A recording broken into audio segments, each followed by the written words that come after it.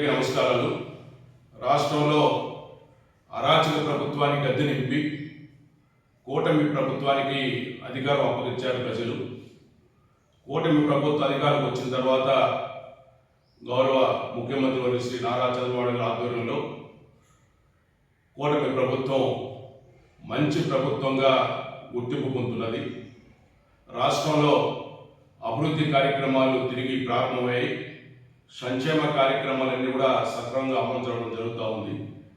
గత 6 నెలల్లోనే సుమారు 4 లక్షల కోట్ల పైగా పెట్టుబడులు రాష్ట్రానికి రావడం జరుగుతూ ఉంది. అదేవిధంగా రాష్ట్రంలో మౌలిక వసతుల కల్పన కూడా మొదలైంది. ముఖ్యంగా అమరావతిలో నిర్మాణ పనులు మళ్ళీ వేగం పుంజుకుంటున్నాయి. నిధులు రావడం జరుగుతూ ఉంది. కేంద్ర ప్రభుత్వం అన్ని విధాలు కూడా రాష్ట్రాన్ని ఆదుకోవడం జరుగుతూ ఉంది. అందులో భాగంగానే ఈరోజు నిధులు మనం ఆశించిన మేరకు రాష్ట్రానికి రావడం జరుగుతూ ఉంది.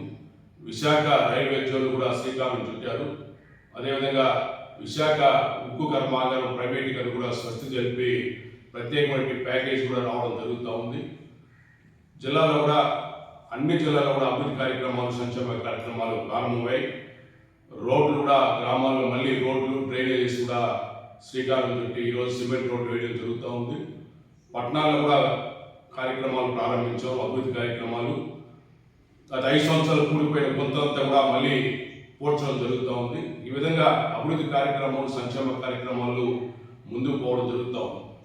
గౌరవ ముఖ్యమంత్రి గారు ఇటీవల ఒక సర్వే చేశారు రాష్ట్ర ప్రభుత్వ పనితీరు పైన, అదేవిధంగా ప్రజల సంతృప్తి స్థాయి పైన.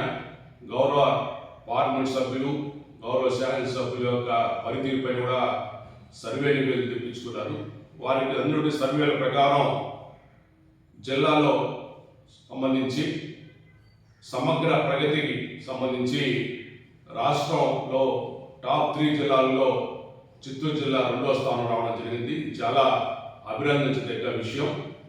జిల్లాలో నుండి గౌరవ పార్లమెంట్ సభ్యులు, శాసనసభ్యులు, శాసనమండలి సభ్యులందరూ కూడా సమన్వయంతో సమిష్టిగా వారి నియోజకవర్గాల పరిధిలో అభివృద్ధి సంక్షేమ కార్యక్రమాలకు శ్రీకారం చుట్టి ముందుకు తీసుకోవడం జరుగుతూ ఉంది. అదేవిధంగా గౌరవ జిల్లా కలెక్టర్ గారి ఆధ్వర్యంలో జిల్లా యంత్రాంగం అంతా కూడా సమర్థవంతంగా పనిచేస్తున్నారు.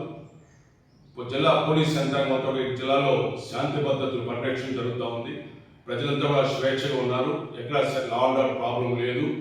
ఇవన్నీ ఉన్నాము కాబట్టి ఈరోజు మన చిత్తూరు జిల్లా 2వ స్థానం రావడం జరిగింది. ఇందుకు గౌరవ జిల్లా ఇన్ఛార్జ్ మంత్రి గారికి, గౌరవ పార్లమెంట్ సభ్యులకి, అదేవిధంగా జిల్లా శాసనసభ్యులు, అదేవిధంగా శాసనమండలి సభ్యులందరికీ కూడా ప్రత్యేక ధన్యవాదాలు తెలియజేసుకుంటున్నాం.